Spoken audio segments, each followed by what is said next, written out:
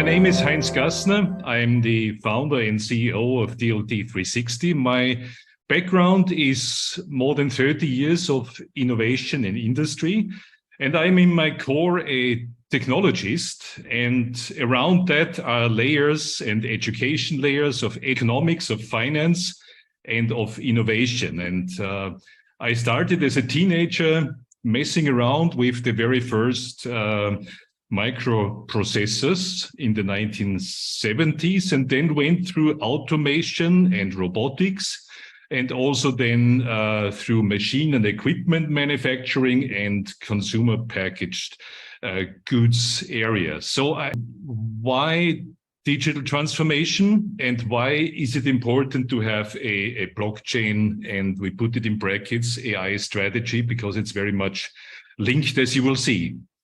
So basically, when we talk about digital transformation, we talk about, in the same breath, about radical innovation. And when we talk about radical innovation, it's important to understand what that actually means and why it is actually always so radical, also in the past cycles.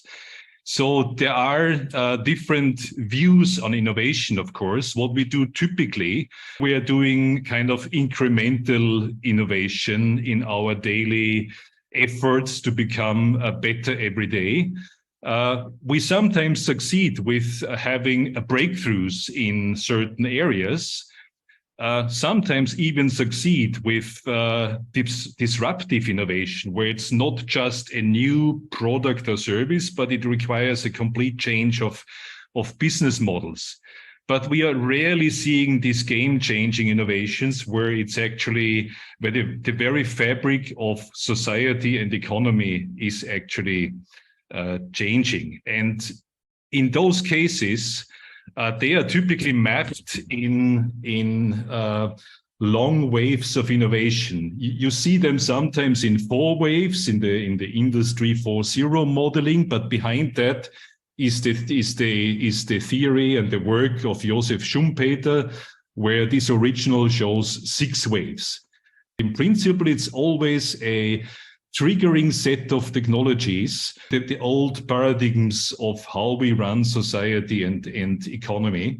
And you see some, let's say, examples here with these things. And currently, we experience the cycles getting shorter and shorter. And Schumpeter called this creative destruction. So this already indicates that it's not always easy to have a transition from one phase to the next. Currently, we are seeing, we could posit a second phase of digital transformation. So it's there is a cluster of innovations emerging, like blockchain or Web3, as you will see shortly, artificial intelligence, quantum computing, nanotechnology, synthetic biology, and there probably could be some other exciting things. So this cluster, where we focus on the first 2 mainly here now, really candidates for another wave of substantial change.